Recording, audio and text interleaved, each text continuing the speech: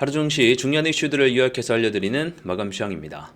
자, 어제 이어서 오늘 또 한국 증시만 유독 실이 주구장창 빠지고 있습니다. 자, 옆나라 일본, 중국, 대만 다 신고가라는데 왜 도대체 우리나라만 빠지는 건지 그 이유에 대해서 지금부터 하나씩 살펴볼게요.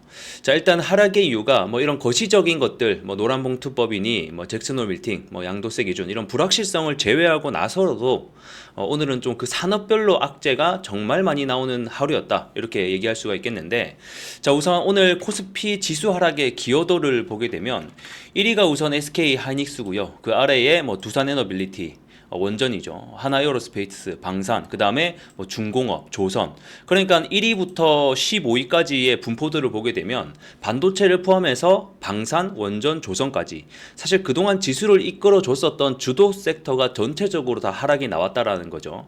자, 그럼 먼저 이 지수 하락의 1위였던 SK하이닉스 어떤 이슈가 있었냐?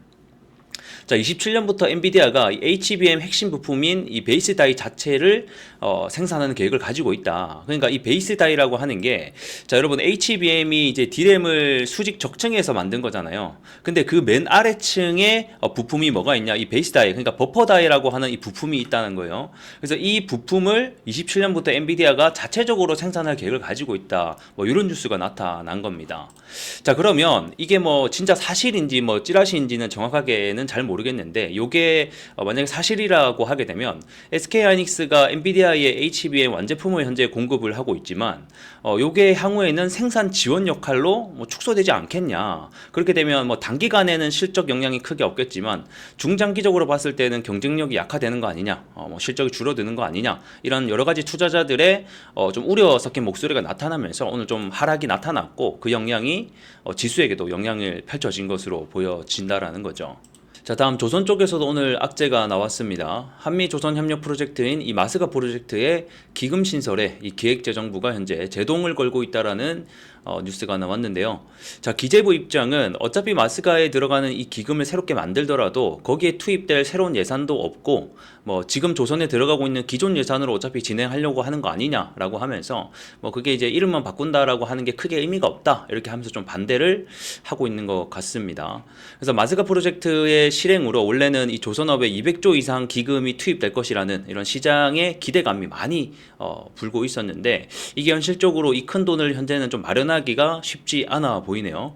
그래서 이 조선 쪽에서도 이 삐걱대는 뉴스로 오늘 조선 전체에, 그리고 마스가 관련주들도 하락이 나온 날이었다, 이렇게 정리하겠습니다. 자, 그리고 오늘 최근에 그나마 좀 잘 버티던 이 원전 쪽에서도 좀 크게 무너지는 일이 있었는데, 오늘 체코 원전 이 수주 과정에서 이 웨스팅하우스와의 불리한 조건의 계약을 체결한 사실이 알려지면서 현재 좀 논란이 크게 불고 있습니다.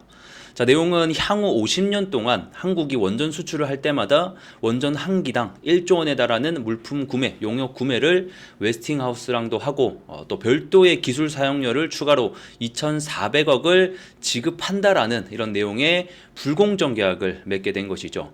자, 그럼 이제 앞으로 우리나라는 사실 원전 수출할 때마다 1조 2천억 원에 가까운 돈을 웨스팅하우스에게 줘야 된다. 이게 국가가 힘이 없으면 어떻게 되는지를 좀 잘 보여주는 사례인 것 같습니다. 그래서 이 내용 자체는 사실 원전을 잘 모르시는 분들에게는 청천벽력 같은 소식일 수는 있지만, 지금까지 원전을 꽤나 팔로우를 해오신 분들이라면 이미 약간 예상하고 있던 내용이긴 했습니다. 왜냐하면 이 체코 원전을 수주할 때부터 웨스팅하우스랑 계속 이 분쟁을 했었고, 올해 1월에 갑자기 웨스팅하우스랑 한수원이랑 분쟁 합의를 봤었는데, 자, 그리고 나서 체코 수주를 따온 거란 말이죠.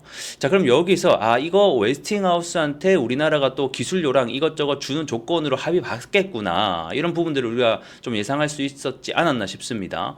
자, 왜냐면 이 과거에도 우리나라가 이 바라카 원전을 수주했을 때 웨스팅하우스에게 뭐 로열티, 뭐 기자재 비용으로 수주 비용의 11%를 줬었기 때문에 아무래도 이번에도 또 그럴 확률이 굉장히 높았다, 이렇게 저는 생각을 하고 있었고, 앞으로는 이제 우리나라가 원전 수주할 때마다 미국이랑 계속 쉐어를 하게 되는 이러한 굴욕적인 원전 계약을 하게 생겼습니다. 아무튼 이런 소식으로 인해서 오늘 원전주가 전체적으로 하락이 좀 심하게 나온 날이었다, 이렇게 정리할 수 있겠네요. 자, 마지막 방산입니다. 이러후 전쟁 종결 가능성이 점쳐지면서 최근에 계속된 하락을 이어가고 있는 섹터죠. 아무래도 이 방산주에게 있어서 이 휴전이라는 단어는 쥐약일 수밖에 없습니다.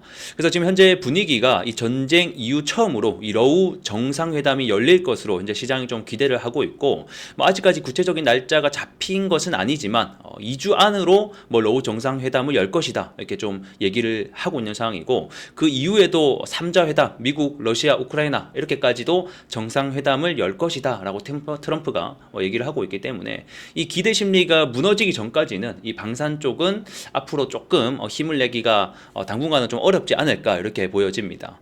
그래서 지금 섹터를 좀 하나씩 보게 되면 이 사신이 하나씩 돌아가면서 패주고 있습니다. 그래서 이런 악재까지 최근에 계속 겹치다 보니까 자연스럽게 아시아 증시는 신고가인데 우리나라만 또 못 가는 이런 장세가 연출되고 있네요.